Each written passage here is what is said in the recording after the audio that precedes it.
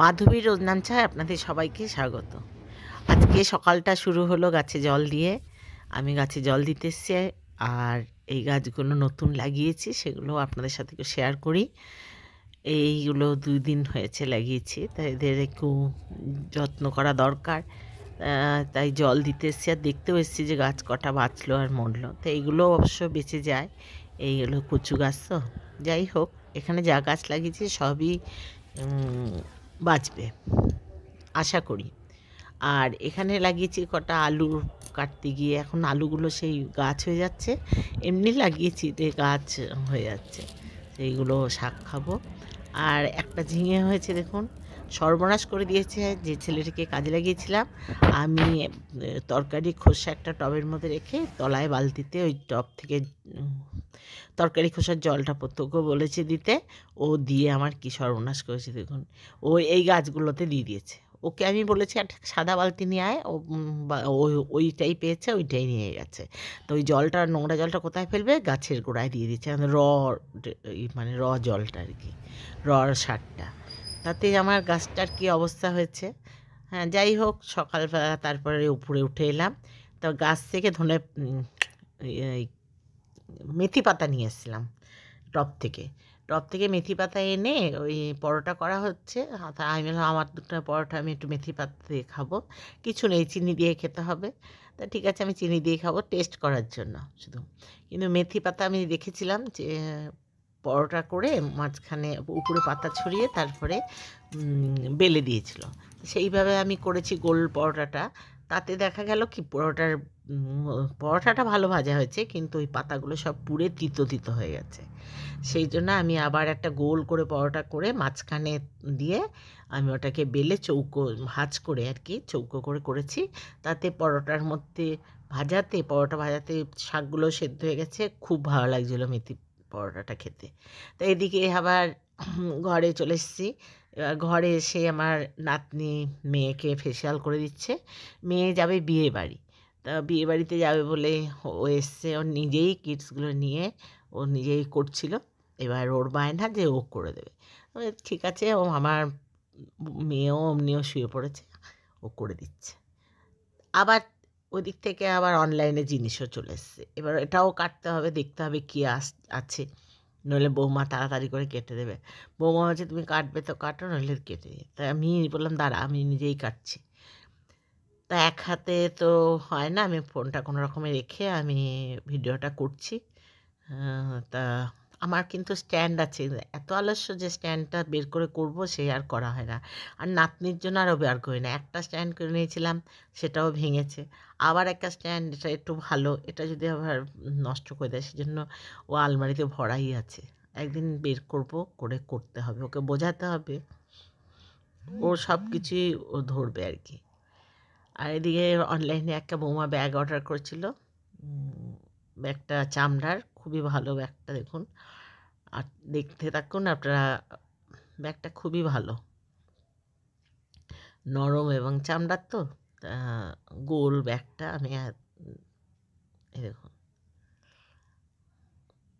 ব্যাগটা কিন্তু খুবই সুন্দর।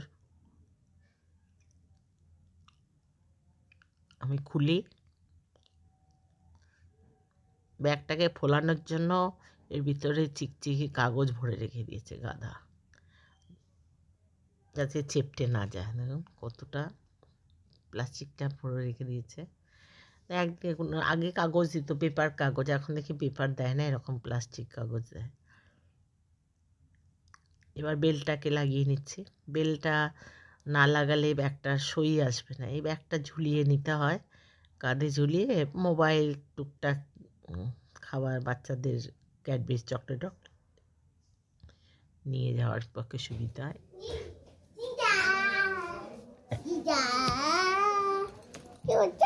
এটা আমার বৌমার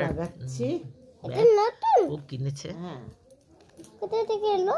বাজার থেকে, অনলাইনে। অনলাইনে একবার ব্যাগটা পরে দেখবো। দাঁড়াও ব্যাগটা পরে দেখবো, তারপরে দেখবো। দাঁড়াও একটু দেখাই, এটা দেখাই। তোমার মুখই দেখা যাচ্ছে না। একটা ভালোই হয়েছে, খারাপ লাগছে না দেখতে। সরো, হ্যালো,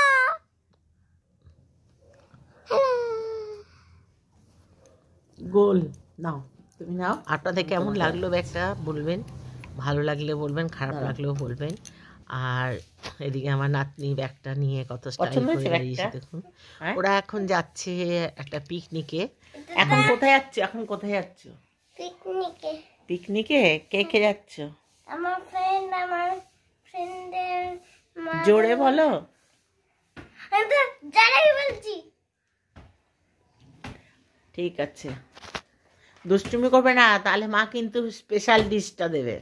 না, বাড়ি নিয়ে চলে যাবে। বাড়ি নিয়ে চলে, আজকে স্পেশাল ডিশ হচ্ছে বাড়ি নিয়ে চলে আসা, তাই তো? ঠিক আছে, দুষ্টুমি করবে না একদম।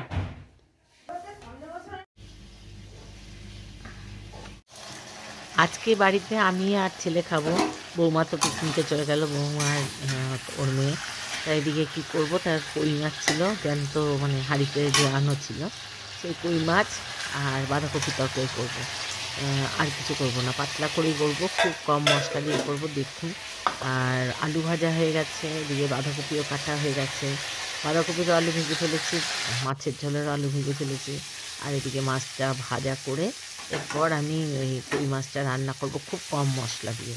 দেখতে থাকুন, ভালো লাগলে লাইক শেয়ার কমেন্ট করবেন, আরও ভালো লাগলে সাবস্ক্রাইব করে আমার পাশে থাকবেন, আর সাবস্ক্রাইব করলে অল বাটন বাজিয়ে দেবেন। আর মাছটা এখন রান্না করছি, আপনারা আসুন দেখুন। আমার ইচ্ছা ছিল আজকে পাতলা করে ঝোল খান, একদম জ্যান্ত মাছ, টাটকা মাছ। সেই জন্য আমি ওটা শুধু ধনে, মানে কোনো মশলা না, ধনে লঙ্কা আর হলুদ আর নুন, একটু তেল দিয়ে দিলাম, এর মধ্যে একটু ফোড়ন দেবো লঙ্কা আর জিরে, মানে একদমই কম মশলায় রান্না। দেখুন আপনি, এই যে জিরেটা কাটা হয়নি, জিরেটা কেটে রাখতে হবে। এই 1 চামচি ধনে দিলাম, ধনের গুঁড়ো, আর লঙ্কা 1 চামচি দেবো, আর হলুদ ছোটো চামচির 1 চামচি দেবো। মানে এই চামচি, নীল রঙের চামচি দিলে 1/2 চামচি দিতে হতো। আমার হলুদ গুঁড়োটা একটা ছোট্ট একটা চামচ আছে। আর কড়াইতে আর একটু তেল দিয়ে দিয়েছি, দিয়ে এবার জিরে আর লঙ্কা ফোড়ন দিয়ে এখন এটাকে ভালো করে, যতক্ষণ না ভালো গন্ধ আসবে ততক্ষণ পর্যন্ত আমি নাড়াচাড়া দিয়ে যাব। এবং তরকারি গন্ধটা বেরোলে, মানে ভাজা ভাজা হয়ে গেলে এবার আমি মশলার জলটা দিয়ে দিচ্ছি। মশলার জলের মধ্যে একটু শুধু এই ধনে আর হলুদ আর নুন আর লঙ্কা, আর কিন্তু আমি কিছু দেবো না, কোনো আদাও দেবো না আর জিরে গুঁড়োও দেবো না, এটা একরকম রান্না। আর ধনে পাতা দেবো পরে, শেষে ধনে পাতা দেবো।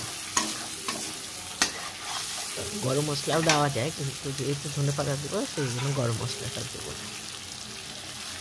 এবার আলু যখন মশলাতে তেল ছেড়ে আসে তখন ওই আলুগুলো দিয়ে দিচ্ছি। এক হাতে ক্যামেরা, এক হাতে আলুগুলো কিছুতেই আমি ছাড়তে পারলাম না।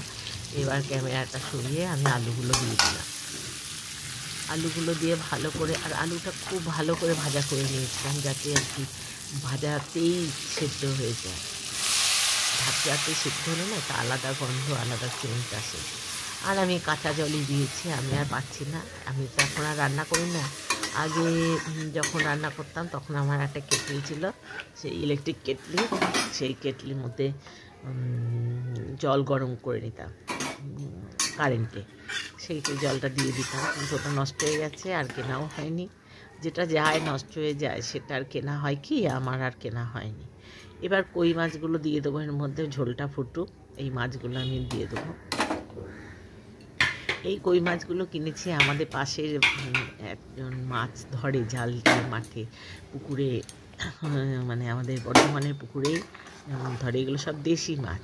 তা ওরা নিয়ে এসে বাঁচছিল, আমি দেখে বললাম, ছেলেটার নাম শম্ভু, এই শম্ভু কী মাছ রে? তা হচ্ছে কই মাছ, শোল মাছ, সব জ্যান্ত মাছ, ল্যাটা মাছ। তা আমি কই মাছ বিক্রি করি, বলে হ্যাঁ নেবে। আমি 500 চেয়েছি, ও আমাকে 1 কেজি দিয়ে গেছে। যাই হোক, ভালোই লেগেছে, স্বাদ, খুব স্বাদ মাছগুলো খেতে। এর আগেও একবার ওর কাছ থেকে আমি অনেকগুলো মাছ নিয়েছিলাম, পোনা মাছের যে এত স্বাদ হয়, ছোট ছোট পোনা মাছ, ছোটো বলতে তাহলেও প্রায় আমার হাতের 1 বিঘাদের বেশি, বেশ মোটা মোটা, ভালো দেখতে। আর মোরলা মাছ, পুঁটি মাছ, এগুলো মেশানো, সব মেশানো মাছ ছিল। সেই মাছগুলো খুব ভালো। যাই হোক, আমার মাছ রান্না হয়ে গেছে, এরপরে বাঁধাকপিটা বসাবো। বাঁধাকপি আর আপনাদের সাথে শেয়ার করলাম না। আর আজকের মতো এখানেই রাখি। Tata, bye bye. আপনারা সবাই সুস্থ ভালো থাকবেন, আর আমারও যেন ভালো হয় সেই কামনা করে এখন শেষ করছি।